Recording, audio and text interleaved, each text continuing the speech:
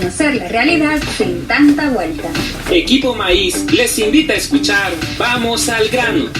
¡Comenzamos! Amigas y amigos, les damos la bienvenida a una nueva cosecha de este programa radial. Saludamos a quienes nos escuchan a través de las radios que retransmiten este programa. Estas radios son Radio Censunat, Radio Fonseca, Radio Copinula, Radio Segundo Montes, Radio X Canal, Radio Bálsamo, Radio Mangre y Radio Paragundo Martí Internacional en Estados Unidos. Como siempre, lo hemos preparado con el objetivo de que entre todas y todos analicemos mejor lo que pasa en la realidad.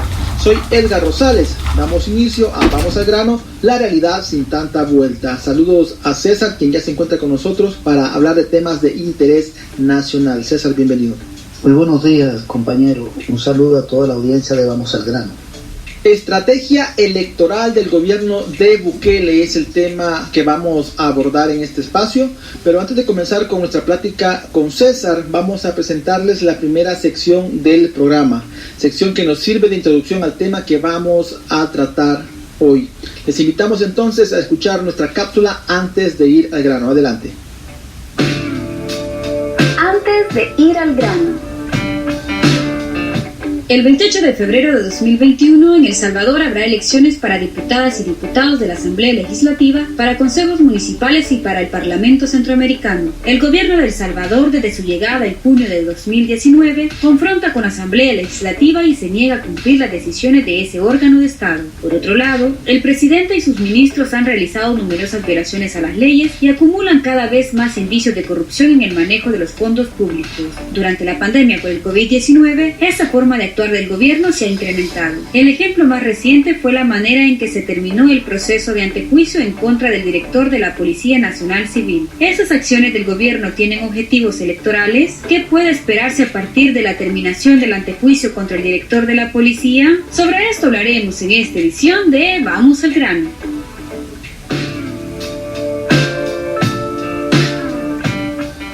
Bueno, después de haber escuchado la primera sección del programa y la sección que nos da una introducción al tema que vamos a tratar, yo creería, César, que sería el primer programa en el que vamos a hablar de lleno sobre las elecciones del próximo 28 de febrero del 2021. Prácticamente estamos a 15 días del inicio de la campaña electoral para las mencionadas elecciones de diputadas y diputados. Y esta comienza el 27 de diciembre, mientras que la de consejos municipales comienza el 27 de enero del 2021. Vamos entonces a entrar en materia. ¿Cuáles son los rasgos principales, César, de la estrategia electoral del gobierno de Bukele? Con esa pregunta arranquemos. El componente fundamental de la estrategia del gobierno y de Nayib Bukele en particular es el constante ataque a la Asamblea Legislativa. Eso fue lo que le aconsejaron al presidente de la República, posiblemente antes de ganar las elecciones. No tenían esa idea de que si ganaba las elecciones presidenciales debía pasar todo el periodo que iba desde las elecciones del 2019 hasta febrero del 2021, que son las elecciones legislativas y municipales, atacando a la Asamblea. ¿Por qué razón? Porque el presidente y su equipo de gobierno tienen claro que no le iban a resolver el problema a ninguna persona, que las condiciones de vida del país no iban a mejorar, porque ellos no representan intereses populares. Una cosa es ganar las elecciones con el voto de la población y otra cosa es para quien se gobierna. El Bukele, el grupo que está alrededor de él, los empresarios que lo rodean, su núcleo económico, la gente de Ghana, que está en un partido lleno de millonarios cuyos fondos son de dudosa procedencia, incluyendo el presidente Saka, que está involucrado en un escándalo de corrupción. Toda esa gente que vive alrededor de ese proyecto tenía claro que entre el 2019, 1 de junio, que tomó posesión Bukele, y el 2021 aquí no iba a mejorar la vida de nadie. Y también tiene claro que no va a mejorar las condiciones de vida del pueblo en lo que queda de mandato, hasta el 24, porque son sectores empresariales que están velando por sus intereses económicos y sus intereses políticos. Entonces, en ese contexto, ¿cómo llega el presidente Bukele sin un mayor desgaste de las elecciones del 2021? Buscando una excusa política para que el pueblo no lo rechace, no lo critique, para que la gente no proteste y le dé un chance todavía en el 21. Darle un chance de votar por los candidatos a diputados y diputadas y alcaldes y alcaldesas de los consejos municipales en general, de los candidatos de los partidos de Bukele, que son Gana y Nueva Vida. Entonces, eso es lo que explica que el presidente primero no tomó posesión en la Asamblea Legislativa, sino que se fue al centro de San Salvador. Primer acto de desprecio al órgano legislativo. Luego, todo el año 2019 se la pasó atacando a la Asamblea y exigiéndole que le aprobaran proyectos de ley, fondos, préstamos. La Asamblea le aprobó todo. 16 iniciativas que presentó en el 2019 fueron aprobadas, incluyendo el presupuesto general de la Nación para el 2020, el endeudamiento por $645 millones para acompañar ese presupuesto, para cubrir su brecha, su faltante de recursos. También se aprobó una amnistía tributaria para los empresarios que le deben dinero al gobierno. En fin, una cantidad de decisiones que se tomaron ese año por presión del presidente hacia la Asamblea, incluyendo la movilidad de fondos de una cartera del Estado hacia el Ministerio de Seguridad para financiar una supuesta fase 1 del plan de seguridad. 30 millones, casi 31 millones, por allá por julio. Y en enero siguió la presión hacia la Asamblea, presentó un nuevo proyecto de ley para conseguir fondos de préstamo por $109 millones para la fase 2 del plan de seguridad, cuando le habían aprobado en diciembre 91 millones para la fase 2. Primero el refuerzo presupuestario de julio para la fase 1, los 91 millones para la fase 2 aprobado en diciembre. Todavía hoy no lo ha conseguido, se olvidó de ese dinero. Y en enero presentó un requerimiento de 109 millones para la fase 3, cuando no tenía los 91 de la fase 2. ¿Con qué propósito? Con el propósito de chocar con la Asamblea, comenzar a acusar a los diputados de que le trabajaban los fondos para la seguridad pública. Y en ese contexto da un golpe de Estado el 9 de febrero, para elevar el conflicto con la Asamblea al nivel más alto posible y sembrar en la mente de la población la idea de que hay un conflicto entre el presidente de la República y los diputados y diputadas, porque ellos entienden que la población en ese conflicto va a apoyar al presidente. Ellos creen que la Asamblea es un órgano desprestigiado y que el presidente tiene prestigio, entonces lo empujan y él está de acuerdo con eso porque es parte del grupo que toma decisiones. Me refiero a los asesores, el conglomerado que está con él, y él asume esa postura de chocar permanentemente con la Asamblea. En eso llega la pandemia en marzo, y todo este periodo de emergencia ha sido de constante insulto del presidente a los diputados y las diputadas, insinuando que hay que matar diputados, diciendo que le atraban todos los recursos que solicita cuando le han aprobado un endeudamiento excesivo. Digo excesivo porque le han aprobado más fondos de lo que necesitaba. Ante la caída de los ingresos fiscales, en el marco de la crisis que se ha generado, se requería un nivel de endeudamiento, pero no de tantos miles de millones de dólares, son más de 3.000 millones lo que le han aprobado. Y los ingresos han caído hasta octubre en 500 millones apenas. Y los gastos de emergencia no contemplados en el presupuesto andan por los 600 millones. Es decir, con 1.100 se resolvía, pero se le aprobaron primero 2.000 y luego 1.046 millones de fondos de Japón. Entonces, ha estado mintiendo con el tema del dinero, diciendo que no hay dinero, cuando la Asamblea le ha aprobado todo, y ha continuado con constantes iniciativas de choque contra la Asamblea. A pesar de que la Asamblea le ha aprobado, durante la emergencia, alrededor de 100 iniciativas han salido del órgano ejecutivo, fundamentalmente de la Presidencia de la República y de algunos ministerios, y le han aprobado todos los recursos económicos, y más de la cuenta, como estamos diciendo. Entonces es una estrategia del constante choque, y uno de los funcionarios que más se ha montado en ella es el ministro de Hacienda, que toda la semana tiene un conflicto cada 15 días con la Asamblea Legislativa, que no llega a rendir cuenta a la Asamblea. La última vez que llegó, hace unos días, llegó a insultar a una diputada, y la Canciller General de la República no atiende el llamado también a llegar. Lo mismo ha pasado con el ministro de Agricultura, lo mismo con el ministro de Salud, pero sobre todo el de Hacienda. Le han hecho 4 llamados a ir a rendir cuentas sobre los fondos que se manejan del presupuesto y no los atiende.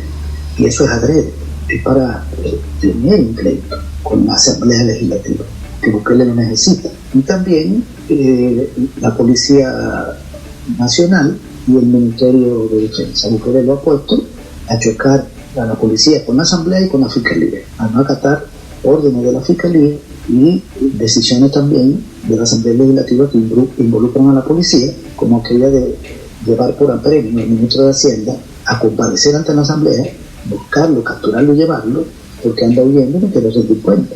Y la asamblea tiene la atribución de pedirle que vaya a rendir cuenta y la atribución de pedirle a la policía que si él no llega, lo busquen y lo lleven por apremio. Así se llama la figura.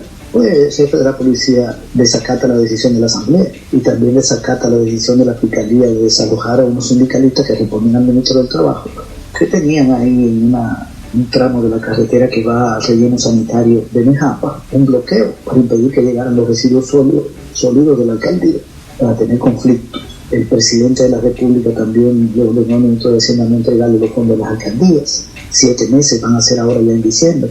En fin, es una constante violación al marco legal y un constante conflicto con la Asamblea en el marco de una estrategia de victimización del presidente de la República y de manipulación de la población para hacerle creer que la Asamblea Legislativa es la fuente de todo mal, que todos los problemas del país se deben a los diputados y diputadas, que por lo tanto hay que darle diputados y diputadas a sus partidos en febrero, a los partidos del presidente, en las elecciones de febrero. Ese es el punto central, y alrededor de esa estrategia está la mentira, la manipulación, la violación al marco legal, en fin, una cantidad de componentes que giran alrededor de ese eje, que bueno, lo viene aplicando, porque si hay algo que hay que reconocerle al presidente de la República es consecuente en su estrategia, la aplica, no ha tenido problemas con violar el marco legal, y ahí sigue intacto, de un golpe de Estado, no lo destituyen, y así están las cosas. Pero yo creo que esa estrategia es demasiado evidente. Hay que ver qué está pensando la población sobre eso, porque es un presidente constantemente conflictuado con la Asamblea y con otros órganos, y un presidente que insulta, que difama, que miente. Esa es la realidad. Bien, constantes ataques a la Asamblea Legislativa es el componente fundamental del gobierno, según César, de una campaña electoral adelantada. Y esto decía César también, no es nuevo, es algo que se le podría haber aconsejado al presidente Bukele posiblemente antes de ganar las elecciones presidenciales. Bueno, vamos entonces a nuestra segunda sección del programa, la sección Desgranando Palabras, y en esta vamos a conocer un poco más sobre qué es propaganda electoral. Vamos con la cápsula y luego seguimos conversando con César. Desgranando palabras. Propaganda electoral. Según el artículo 172 del Código Electoral, la propaganda electoral constituye un derecho de los partidos políticos o coaliciones debidamente inscritos y solo se permitirá 2 meses antes cuando se trate de la elección de diputadas y diputados y 1 mes antes en el caso de los consejos municipales. Durante los 30 días anteriores a la fecha señalada para las elecciones, ni el Gobierno de la República ni los consejos municipales y demás entidades autónomas podrán publicar en ningún medio de comunicación privado o estatal las contrataciones, inauguraciones de obras de infraestructura nacional o de cualquier otra naturaleza que hayan realizado, que realicen o que proyecten realizar. Así lo establece el artículo 178 del Código Electoral, y los artículos 184 y 228 establecen que ningún funcionario, funcionaria o empleado público podrá prevalerse de su cargo para hacer política partidista. También se prohíbe el uso de vehículos oficiales y nacionales municipales para realizar actividades partidistas. Hacerlo implica la destitución de la persona superior jerárquica de la unidad que se trate. Así lo dice el artículo 228. Desgranando palabras.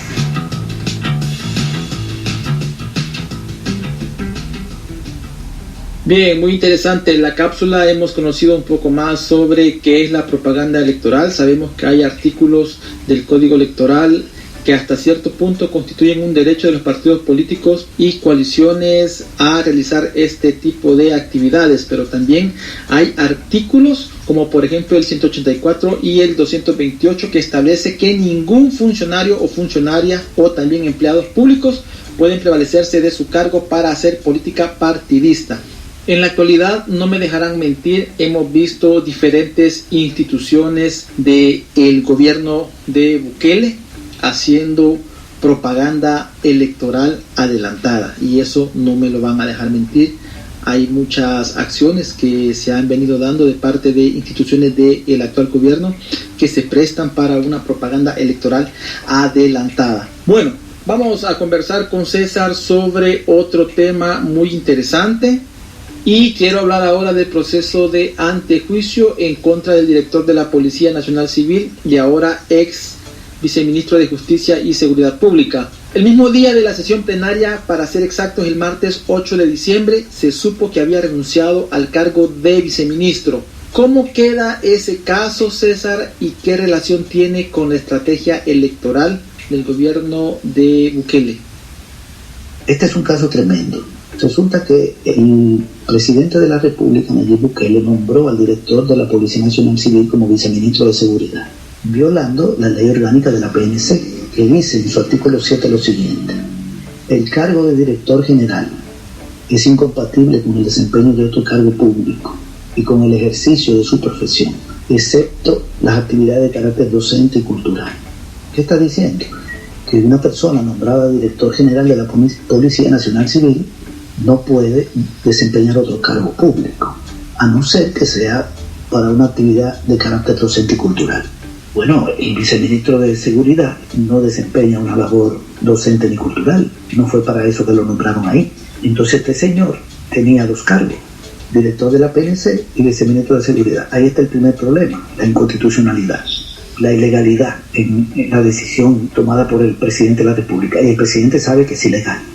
Y el presidente juramentó como presidente el 1 de junio y en ese acto dijo que juraba cumplir y hacer cumplir la Constitución y las leyes, y cae en esta ilegalidad de manera consciente, solo para provocar un conflicto con la Asamblea o con cualquiera que presentara un recurso de inconstitucionalidad en la Sala de lo Constitucional de la Corte Suprema de Justicia, para hacerse la víctima. Si alguien lo ataca, él es la víctima.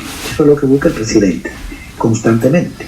Pero resulta que también este director de la policía desacató decisiones de la Asamblea Legislativa y de la Fiscalía General de la República, como dijimos en el punto anterior.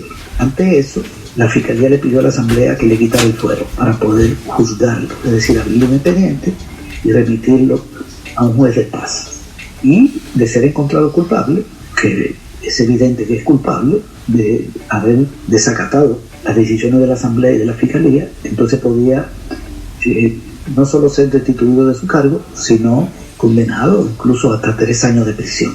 Pues la Asamblea, atendiendo la solicitud de la Fiscalía, le quitó el fuero al viceministro. Primero formó la comisión que hizo las investigaciones, lo citó a la Asamblea Legislativa para que compareciera, y llegó con muchísima gente del gabinete de gobierno y decidieron quitarle el fuero. Pero el día que llegó ya no era viceministro de Seguridad, porque el presidente había decidido pedirle que renunciara y él renunció, y su renuncia salió en el diario oficial. Pero no es que salió en el diario oficial de manera física, porque ese diario sale, si sale hoy, tiene resoluciones de hace 15 días, sino que se envía al diario oficial, el diario oficial notifica que ya lo incorpora, no que lo ha publicado. Entonces, obviamente los diputados y las diputadas no estaban conocedoras de eso. Una carta de renuncia de un viceministro al presidente no es de conocimiento público, salvo que él la haga pública. Se le envía la carta al presidente, dice renuncié, y el día siguiente va y comparece ante la Asamblea como viceministro, es decir, comete otra ilegalidad porque usurpó la función, una función que él no puede ejercer porque renunció. Entonces llegó a tratar de burlarse de los diputados y la diputada. Aquí estoy, y comienza a defenderse, y resulta que al final dice, no, pero yo no soy viceministro, porque yo renuncié ayer. Esa es la maniobra del presidente de la República, eso es lo que se le ocurre al presidente. Una maniobra de cualquier gente vulgar de la población, y cualquier gente sin mayor nivel educativo, sin mayor nivel cultural. Y no quiero decir que la gente sin nivel cultural haga maniobra, sino de la gente que hace maniobra y no tiene ningún nivel, que tenemos gente de ese tipo en cualquier país del mundo. El presidente se comporta así, no como la gente humilde, sin formación, pero decente y que respeta la ley.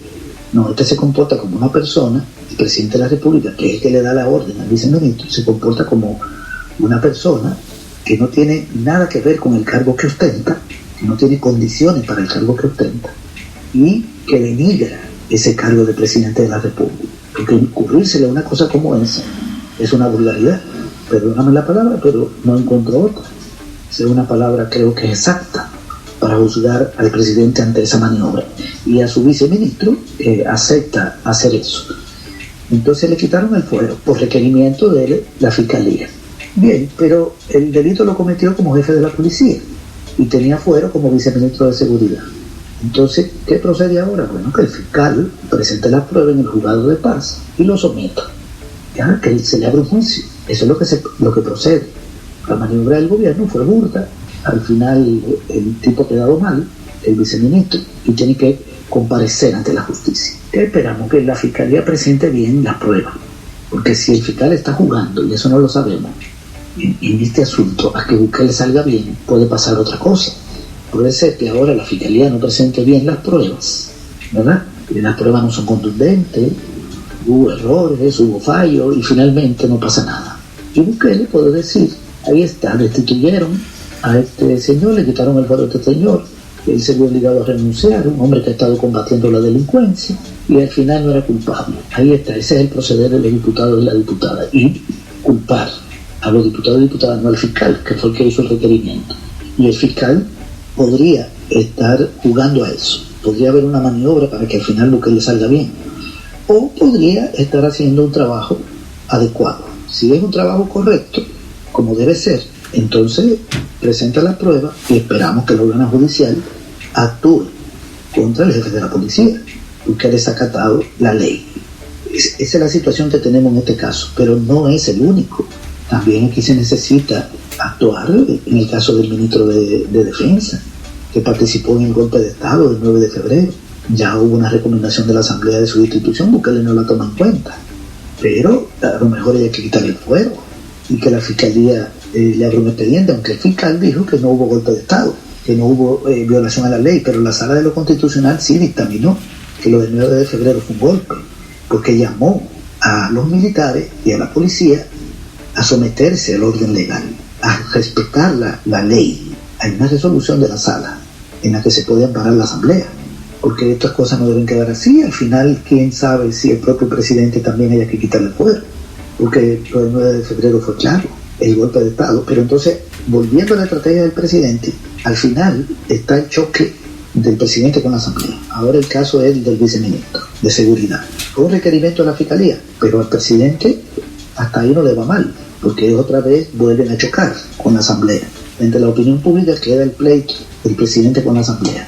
Solo que esto se le puede revertir si el órgano judicial, primero si la Fiscalía y luego el órgano judicial, hacen el trabajo que le corresponde, que es lo que esperamos.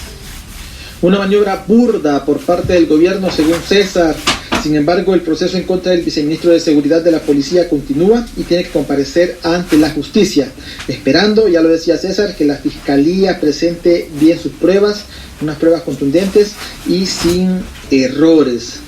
Bueno, vamos a ir finalizando con César este espacio, el programa de este día, y hablemos de una reciente acción del gobierno de Bukele en una reunión que hubo con la Organización de Estados Americanos, OEA.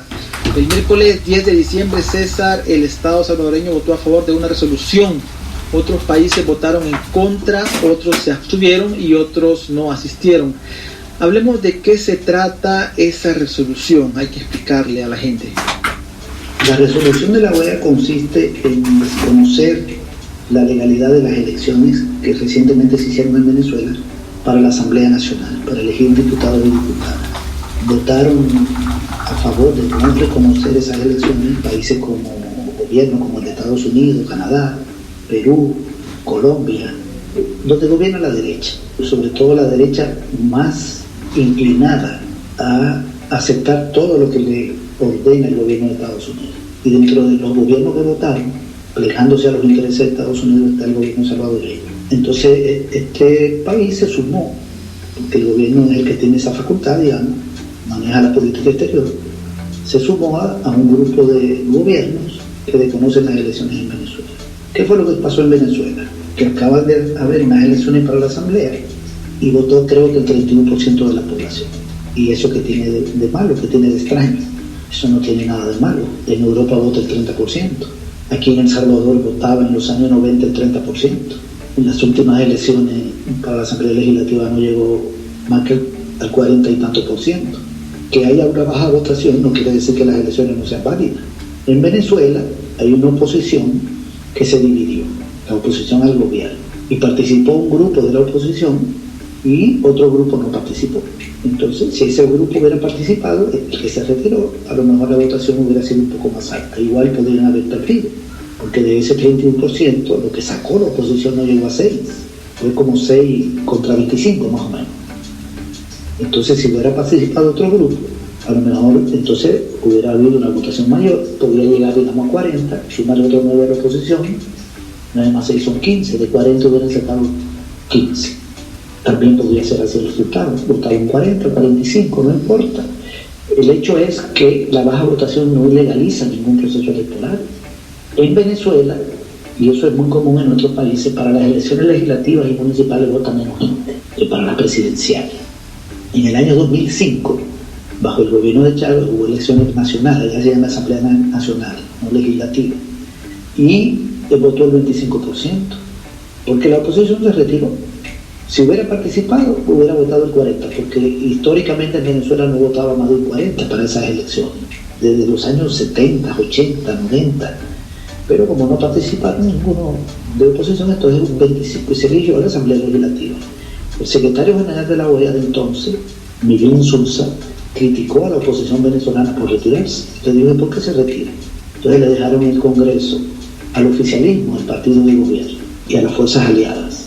Y así quedó, y esos diputados estuvieron ahí del 2005 al 2010. Luego en el 10 hubo otras elecciones, y en el 15 otra. En el 15 la votación subió, había una crisis económica fuerte, y la oposición logró captar cierto descontento popular, y ganó esas elecciones, tuvo mayoría de diputados, pero desde entonces lo que hicieron fue colocarse en la ilegalidad, promover un golpe de Estado, buscar el aislamiento internacional de Venezuela, se retiraron de las siguientes elecciones para las gobernaciones, para las alcaldías, también de unas elecciones para elegir una asamblea constituyente, no participaron. Bueno, para gobernación y alcaldía participó un sector, porque están divididos, siempre están divididos, participa un grupo, otro no participa. Y las elecciones se hacen. Acaba de haber unas elecciones, creo que fue en Rumanía, donde votó, creo que menos del 30% de la población, el 30%. ¿Y por qué no se dice nada sobre eso? ¿Por qué en Europa no dicen nada, en el gobierno de Estados Unidos? En Estados Unidos las elecciones son con poca votación. El hecho es que el Partido Socialista Unido de Venezuela, que es el partido de gobierno y fuerzas aliadas, ganaron las elecciones por abrumadora mayoría. Y tienen más del 60%, más del 66% de los diputados y diputadas, que es el voto calificado. Y la oposición tiene minoría. Así fue, así lo decidió el pueblo, así lo decidieron ellos, los que no participaron, que no quisieron participar. Y así se va a quedar. Va a juramentar la nueva asamblea y va a funcionar de 2020 a 2025, que hay otras elecciones, son para 5 años en Venezuela las elecciones para la asamblea. Y el diputado Guaidó, que se declaró presidente de la República y nadie le hace caso, ya no deja de ser diputado. Cuando toma posesión en la nueva asamblea y terminó, ese señor, por cierto, se apareció en la reunión de la OEA y aparece como que Venezuela votó. Venezuela votó a favor de no reconocer las elecciones de Venezuela. Una cosa increíble, porque este presidente de la OEA, ¿cómo se llama? Maduro, ha llegado al extremo del ridículo, ha hecho todo lo ridículo posible por complacer al gobierno de Estados Unidos. Hizo un papelazo en el golpe de Estado en Bolivia, donde los militares obligaron a Evo Morales, presidente de Bolivia, y al vicepresidente García Linera a salir del país. Se presentó un conflicto en el marco de las elecciones y o había segunda vuelta o ganó Evo en primera. Eso era lo que procedía, decidir qué pasó. Pero lo obligaron a irse del país, lo amenazaron, hubo golpe de Estado y la OEA no dijo nada. Y Maduro, que es un funcionario al servicio del gobierno de Estados Unidos, y ahora hace esta maniobra para no reconocer los resultados de las elecciones en Venezuela, pero esos resultados ahí están y así se quedan. Esa es otra derrota de la oposición y otra victoria de la revolución venezolana. Y Bukele aparece al lado del gobierno de Estados Unidos, como aparece siempre en todo lo que tiene que ver con su política exterior. Bueno, con esta última intervención de César vamos a ir finalizando el programa de hoy. No sin antes, amigos y amigas, invitarles para que se suscriban a nuestro canal de YouTube, a Asociación Equipo Maíz, donde pueden escuchar el programa de hoy y dejar sus comentarios o sus preguntas. Soy Edgar Rosales y esto fue Vamos al grano, la realidad sin tanta vuelta. Que tengan feliz día. Vamos al grano, una producción de Equipo Maíz.